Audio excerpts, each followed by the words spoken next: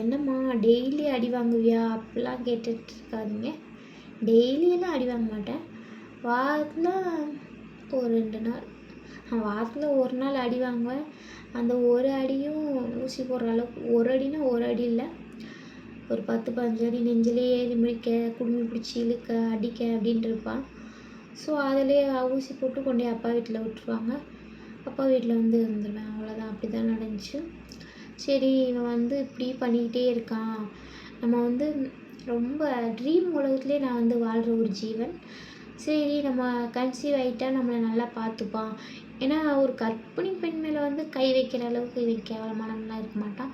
நம்மளை வேற அம்மா மாதிரி பார்த்துப்பேன் அப்படின்னால, ஸோ நம்ம கன்சீவ் ஆகிட்டா நம்மளை நல்லா பார்த்துப்பான், நல்ல பையனாக இருப்பான் அப்படின்ட்டு ஒரு மைண்ட் செட் வந்துச்சு. சரி, கன்சீவ் ஆகலாம் அப்படி ஒரு யோசனையிலே சுற்றிட்டு இருந்தேன். அப்புறம் அந்த நேரத்தில் எங்கள் ஐயா வேறு இறந்துட்டாங்க. ஸோ அதில் வேறு பல இது. ஆனால் அந்த பரதேசி நாய், எங்கள் ஐயா வந்து சிவராத்திரி அன்னைக்கு இறந்துட்டார். ஸோ நாங்கள் அன்னைக்கு நைட்டு ஒரு கோயிலில், அவங்க குலதெய்வ கோயிலில் அவங்க குடும்பம் எல்லாம் சேர்ந்துருந்தோம். எங்கள் ஐயா வந்து அப்படி இறந்துட்டாருன்னு எங்கள் அப்பா ஃபோன் பண்ணி சொல்லிட்டாங்க. சொன்னோடனே ஒரு 12 11 மணி இருக்கும். ஒரே அழுக. அந்த நாய் இல்லை என்ன பண்ணுதுங்கிறேன், சிரிச்சுக்கிட்டு அவன் வாட்டில் உட்காந்துருக்கான். என் அப்பா மாதிரிங்க அவங்க. அவனுக்கே நல்லா தெரியும், அவர் தான் என்னை கஷ்டப்பட்டு வளர்த்தாரு.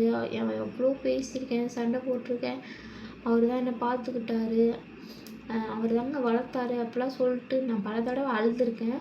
அந்த நாய் பாட்டில் சிரிச்சுட்டு ஜாலியாக இருக்குது. என்னடா இவன் நம்பி வந்தோம், இவன் வந்து ஒரு நம்ம இவ்வளோ ஒரு கஷ்டத்தில் இருக்கோம், ஒரு எமோஷனல் சப்போர்ட் கூட பண்ண மாட்டேங்கிறான், ஏன் இப்படி இருக்கான், என்னடா அப்படிங்கிற மாதிரி தோண ஆரம்பிச்சிச்சு. அப்புறம் நான் வந்து ஒரு 3 மணி வரைக்கும் அழுதுகிட்டே இருந்தேன். அழுகாத பக்கத்தில் இருக்கவங்களாம் ரொம்ப சப்போர்ட்டாக, ரொம்ப எமோஷ்னலாக, நீ அழுகாத பாப்பா அப்படிலாம் சொல்லியிருந்தாங்க. அந்த நாய் என்னை பாப்பான்னு தான் கூப்பிடும். நானும் அப்படி தான் கூப்பிடுவேன். என்ன பண்ணுறது, லவ் பண்ணிட்டோமா. சார் வந்து அழுகாத, திருவிழாவுக்கு வந்து அழுவியா. நான் வந்து அழுதாலே அவருக்கு டென்ஷன் ஆகும். நான் வந்து எனக்கு ஒரு கஷ்டங்க, என்னால் முடியலைங்க அப்படின்னு சொல்லிட்டு நான் அழுவேன். ஆனால் அவருக்கு வந்து அது தெரியாது. எப்போ பாரு அழுவியா, எதுக்கு அழுகிற, ஒன்று நான் இருக்கேம்மா அப்படின்னு சொல்லணும், இல்லை சரி அழுகாதம்மான்னு சொல்லணும். எப்போ பாரு அழுவியா, நீ சனியை அப்படி இப்படின்னு எப்போ பாரு திட்டிக்கிட்டே இருப்பான். எரிச்சலாக இருக்கும். ஏன்டா அப்படி. அதுக்கப்புறம் வேண்டாம் அப்படின்ட்டு வெறுத்துட்டேன். பல தடவை அடி வாங்கி வந்து. சரி, அப்புறம் அப்பா வீட்டிலே தான் இருந்தேன். அப்புறம் வந்தார் சார். நான் இன்றைக்கி கன்சீவாக இருக்கேன் அப்படின்னு சொல்ல போகிற ஒரு மூமெண்ட்டுக்காண்டி நான் ரொம்ப எதிர்பார்த்துட்டு இருந்தேன். அவர் வராரு. சொல்கிறேன் நான், ஏங்க நீங்கள் அப்பா ஆக போகிறீங்க அப்படின்னு சொல்கிறேன். சார் அப்படியே வண்டி எடுத்துகிட்டு போகிறாரு ஆடல் பாடலுக்கு. எனக்கு வந்து அழுகன்னா தாங்க முடியல. என்னடா நம்ம இப்படி சொல்கிறோம், வாட்டில் போகிறான், நம்ம தப்பாக சூஸ் பண்ணிட்டோமா, என்னடா இப்படி இருக்கே அப்படிங்கிற மாதிரி தோண ஆரம்பிச்சிச்சு. ஒரு குழந்த வரப்போகுது அப்படின்னு சொல்கிறேன். அவன் வந்து என்னம்மா ஏதுன்னு கூட கேட்கல, அவன் வாட்டில் கிளம்பி போகிறான். அவ்வளோ ஒரு இது, இவனை போய் லவ் பண்ணும் அப்படின்ட்டு. அப்புறம் மற்றவங்களாம் வந்து ஓகே நான் நல்லபடியாக பெற்றுக்கணும் அப்படி இப்படின்னு நிறையா அட்வைஸ்லாம் கொடுத்தாங்க. சரி ஓகேன்ட்டு விட்டுட்டேன். அதுக்கப்புறம் எல்லாம் அவங்க வீட்டுக்கு போகிறேன். சார் நான் கன்சீவ் ஆன நாள்லேருந்தே அப்படி தான், அடி தான், எதுக்கு எடுத்தாலும் அடிப்பான். ஏன் அடிக்கிறேன்னு அவனுக்கும் தெரியாது, ஏன் அடி வாங்குறேன்னு எனக்கும் தெரியாது. சார் குடிச்சிட்டு வருவார், அடிப்பார். சார் வந்து ஏதாவது நான் அழுதுட்டு அடிப்பார். எனக்கு வந்து அடிக்கடி ஸ்டொமக் பெயின் வந்து அதிகமாகவே அந்த டைமில் வந்துச்சு. ஸோ அதுக்கு வந்து ஹாஸ்பிட்டலில் போய் பார்த்தா ஒன்றும் இல்லை அப்படின்ட்டாங்க. தொங்கலாம் எடுக்கையில் மருந்து ஏதோ வயிற்றுல இருந்து அந்த மாதிரிலாம் மருந்து இருக்குது, யாரும் மறந்து வச்சுருக்காங்க அப்படிலாம் சொல்லிவிட்டாங்களா. அதெல்லாம் எனக்கு உண்மையாக பொய்யான்னு கூட தெரியல. அப்புறம் அதுக்கப்புறம் தான் வயிறு வலி சரியாச்சு. ஒரு 2 மாதமாகவே ரொம்ப வயிறு வலி, அதனால் எந்த வேலையும் பார்க்க முடியாது. அதுக்கே சார் வந்து ஒரு சுடு தண்ணி காய வச்சு கூட கொடுக்க மாட்டார். ஆனால் அடிக்க மட்டும் நல்லா செய்வார். அடிக்கிறனா சும்மா கன்னத்துலையாம்மா, ஒரு அடி தானம்மா அடிப்பேன், புருஷனா 2 அடி அடிப்பாங்க. எங்கள் வீட்லேயும் சொல்லுவாங்க, 2 அடி தானம்மா அடிப்பேன், ஏம்மா அதுக்கு போய் அழுகிற அப்படின்னு. அவர் வந்து அப்படி அடிக்கிறது கிடையாது. ஸ்ட்ரெயிட்டாக குரலையை பிடிச்சி தூக்கிடுவார். தூக்குனப்புறம் என்ன பண்ணுவார், குடுமையை பிடிச்சி தரன்னு தரையில் இழுத்துட்டு போய் நெஞ்சிலே ஏறி முதிச்சு 8ஆம் முதுகுலேயே சட்டுன்னு அடிப்பார். இதெல்லாம் என்னம்மா படத்தில் வர டைலாக்கே நீ சொல்லிகிட்டு இருக்க அப்படின்னு தோணலாம். என்னடா படத்தில் பார்த்ததெல்லாம் நம்ம லைஃப்பில் நடக்குதே அப்படிங்கிற மாதிரி ஃபீல்லாம் எனக்கு அப்போ இருந்துச்சு. அப்புறம் நான் 3 மாதம் இருக்கும், எங்கேயோ வெளியே ஸ்கேன் பண்ண போயிருந்தேன். 3ஆவது மாதம் ஸ்கேனு. அந்த நாய் அந்த ஸ்கேனில் குழந்தை எப்படி இருக்குது அப்படின்னு கூட அவன் பார்க்க மாட்டேன்ட்டான். பாருங்க அப்படின்னு பேசிக்கும் போதே சண்டை வந்துடுச்சு. ரோட்லேயே இறங்கி அடிக்க ஆரம்பிச்சிட்டான். குழந்தை வச்சுருக்கேன், ஏங்க இப்படி அடிக்கிறீங்கன்னா, ஏன்னா முன்னாடியிருந்தே அடிச்சுக்கிட்டே இருந்தால் எனக்கு அதுக்கு மேலே பொறுக்கும் இல்லை, எனக்கு வேண்டாம், இந்தளவுக்கு டார்ச்சர் பண்ணுறேன், செக்ஸ்ஃபுல்லாகவும் ரொம்ப டார்ச்சர் பண்ணிக்கிட்டே இருந்தால் எனக்கு பிடிக்கல. அப்புறம் போலீஸ் கம்ப்ளைண்ட் கொடுத்துட்டேன். எங்கள் சித்தி சொன்னதுனால உங்கள்கிட்ட அப்படி பேச சொன்னேன். சரி நீ இந்த மாதிரி போய் கொடுத்துரு அப்படின்னா போலீஸ் கம்ப்ளைண்ட் கொடுத்தோன்னே எங்கள் அப்பாங்களாம் வந்துட்டாங்க. ஏம்மா அந்த மாதிரி அசிங்கப்படுத்துகிற குடும்பத்தை பண்ண எங்கள்கிட்ட இல்லைம்மா சொல்லணும். எனக்கு வந்து பஞ்சாயத்து வைக்காத நாளே இல்லை. எங்கள் அப்பாங்க வந்து டெய்லி அடிக்கிறான், அடி வாங்கிட்டு ஒரு அவங்க கல்யாண நாள்லேருந்தே ஒரு 10-15 தடவை 3 மாதத்துக்குள்ளே அடி வாங்கி வந்திருப்பேன். எங்கள் ஐயா இறந்ததுக்கப்புறம் அந்த வீடெல்லாம் திங்ஸ் எல்லாம் பெயிண்ட் அடித்து மாற்றியெல்லாம் சரியான அடி. கை காலெலாம் வீங்கி காலெலாம் கிழிச்சி. அதெல்லாம் நான் ஃபோட்டோ எடுத்து வச்சுருந்தேன், பட் டெலீட் பண்ணிட்டேன். ஒரு கட்டத்தில் அவன் நல்லவனாக மாறின மாதிரி இருக்கும்போது டெலீட் பண்ணிவிட்டு விட்டுட்டேன். 3 மாதத்துலேயே எனக்கு பிடிக்கல, வேணாம், குழந்தை என்ன பண்ணுறது அப்படிங்கிற மாதிரி ஒரு இது ஆகிப்போச்சு. நான் வளர்த்துக்கிறேன் அப்படின்னாலும் கேட்கல. அப்புறம் கூட்டிகிட்டு வந்துட்டாங்க வீட்டுக்கு கூப்பிட்டு வந்துட்டு, நீ பண்ணதம்மா தப்பு, புருஷன்னா அடிக்கதாம்மா செய்வேன், அவன் உனக்கு தாலி கட்டியிருக்கான், நீ தாம்மா அவனை திருத்தணும், அவன் எதுக்கு அடிக்கிறான், குடிச்சிட்டு தானே வரான், இனிமேல் குடிக்க மாட்டான் இதே தான் சொல்லுவாங்க. எங்கள் வீட்லேயும் கண்டிச்சாங்க, குடித்தா எங்கள் வீட்டுக்கெல்லாம் வராதடா அப்படிடான்னு. அப்புறம் அவங்க அப்பா பாலில் சத்தியம் வாங்கிட்டு விட்டாங்க, குடிக்கலன்னு சொல்லிட்டான். ஒரு 2-3 மாதத்துக்கு குடிக்காமே சார் சுற்றி இருந்தார். அதுக்கப்புறம் தாங்க இன்னும் அடி வாங்கினேன். ஏம்மா குடிக்காமல் இருக்கையில் எதுக்குமா அடித்தேன் அப்படின்னு கேட்டால், குடிக்க விடலையேன்னு அவன் அடித்தான். உன்னால் தாண்டி நான் குடிக்க விட மாட்டேங்கிறாங்க எங்கள் அப்பா, எல்லோரும் என்கிட்ட சத்தியம் வாங்கிட்டாங்க. ஏதாவது நம்ம இப்போ ஏதாவது சமைச்சிட்ருப்பேன், சமைச்சு முடிச்சுட்டு வந்தோன்னே அவர் மாஸ்டர் இல்லை, எது சமைச்சாலும் பிடிக்காது, ஏதாவது குறை சொல்லுவார். ஏங்க குறை சொல்கிறீங்கன்னா அதுக்கு அடிப்பார். இதே தான் நிறையா வாட்டி நடந்திருக்கு. அதுக்கப்புறம் என்ன நடந்துச்சு, இதெல்லாம் நான் உட்காந்து அழுதுட்டு சொல்லுவேன் யார்கிட்டயாவது சொல்லணும்னா. ஆனால் வீடியோவில் வந்து எனக்கு அழுக வரல, அழுகவும் தோணலை இது எனக்கு. ஏன்னா எனக்கு எப்போவுமே என்னோடய லைஃப்பில் கஷ்டம் வரும்போதெல்லாம் நான் நினைக்கிற ஒரே விஷயம், எவ்வளோ பேர் கை கால் இல்லாமல் ஊனமாக வாழ்கிறாங்க, அம்மா அப்பா இல்லாமல் தெருவோரம் ரொம்ப கஷ்டப்பட்டு வாழ்கிறாங்க. நமக்கு வந்து அம்மா இல்லாட்டியும் அப்பா இருக்காங்க, அப்பா ஏதோ ஒரு மூலையில் இருந்தாலும் நமக்கு வந்து எல்லாமே எங்கள் அப்பா எவ்வளோ காசு கேட்டாலும் கொடுப்பாரு. அதுக்காண்டி லட்சக்கணக்கில் கொடுப்பாரம்மா அப்படிலாம் இல்லை. ஒரு 100, 200, 500 அவசரத்துக்கு கேட்டால் கொடுப்பாங்க. அவர் தான் கல்யாணம் ஆன நாள்லேருந்தே எங்கள் அப்பா, கல்யாணத்துக்கு முன்னாடி பார்த்தாரு ஓகே, கல்யாணம் ஆன நாள்லேருந்து எங்கள் அப்பா தான் எல்லா செலவும். அவங்க என்ன சொல்லிட்டாங்கன்னா, குழந்தைக்கு நாங்கள் தாம்மா பார்க்கணும் அப்படின்ட்டாங்க. ஸ்கேன் பண்ணுறது, எனக்கு ட்ரெஸ் எடுத்து கொடுக்குறது, சோப் வாங்கி கொடுக்குறது எல்லாமே எங்கள் அப்பா தான். பரதேசி நாய் கட்டிட்டு போனானே தவிர அவ்வளோதான், அடித்து இங்கே அமுச்சு விட்ருவானே. அடி வாங்கி வந்ததுக்கப்புறம் பல பஞ்சாயத்து வச்சு மறுபடியும் போய் சரி இதுக்கு மேலேயாவது ஒழுங்காக திருந்தி இருங்கங்க அப்படின்னு சொல்லிட்டு சாரை குடிக்க விடலன்னு வேறு அதுக்கப்புறம் அடிக்க ஆரம்பிச்சிட்டானா, என்னடா வாழ்க்கை இது அப்படின்னு சொல்லிட்டு பேசாமல் தூக்கு மாட்டி செத்து போயிடலாம் அப்படின்ட்டு தூக்கு மாட்டிக்கெல்லாம் போயிட்டேன். அதை பார்த்து கண்டுபிடிச்சி கூட்டியாந்து மறுபடியும் விட்டுட்டு போயிட்டாங்க. அவன் எப்போ பார்த்தாலும் என்னை டார்ச்சர் பண்ணுறேன், என்னால் முடியலை அப்படின்னு சொன்னால் எங்கள் வீட்லேயும் புரிஞ்சுக்கிற மாதிரி இல்லை. என்னென்னா ஏம்மா ஏதனமாக போனேன். ஆமாம், ஒவ்வொரு தடவையும் எனக்கு கல்யாணம் நடந்தே பஞ்சாயத்து வைக்கையில் எனக்கு சொன்ன பதில் வந்து, நீயா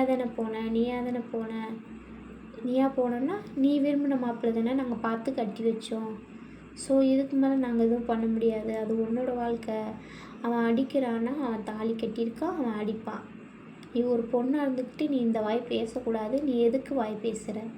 இப்போ அடிக்கிறேன்னு கூட நான் சொல்லக்கூடாது, ஆனால் நீ சொல்லக்கூடாது, எதுக்கு அதை வெளியே சொல்கிற? புருஷன் பொண்டாட்டிக்குள்ளே 1000 சண்டை இருக்கும். அவன் சும்மா சும்மா அடிக்கிறான், அதை நான் எப்படி சொல்லாமல் இருப்பேன்? எனக்கு அவன் ஒவ்வொரு தடவையும் அடிக்கையிலேயே நான் ஊசி போட்டு தான் வர்றேன். அங்கே போய் டாக்டர்கிட்ட போய் பார்த்து என்னால் உடம்புக்கு முடியலை அப்படின்ட்டு ரொம்ப கஷ்டமாக இருக்கும் உடம்புலாம் ரணமாக.